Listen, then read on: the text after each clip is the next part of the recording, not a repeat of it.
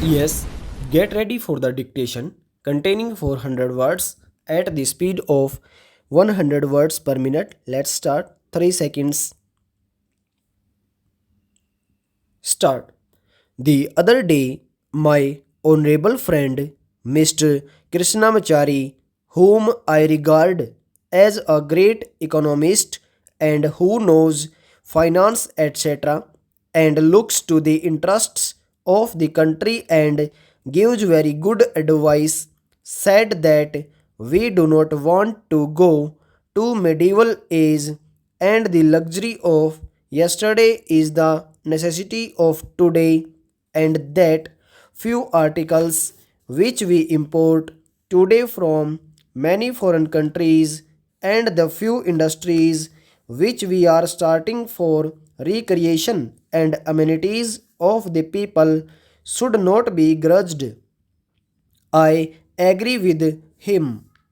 I do not grudge them, but looking to the condition as it is today and the circumstances under which we are placed and over which we have no control, if we want to develop our country on the same basis as other countries have done industrially and otherwise, we do not have at our command all the necessary materials and we simply cannot do it with the speed we want.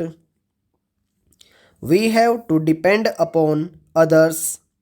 So, at least during the transitional period, it may be that the necessities of yesterday may have to be regarded as the luxuries of today and sometime have to take austerity to be squarely distributed.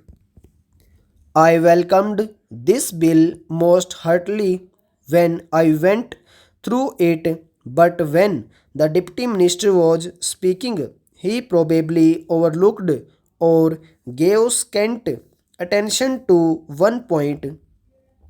I am referring to clause 12 in regard to the reference to the commission of matters arising out of protection.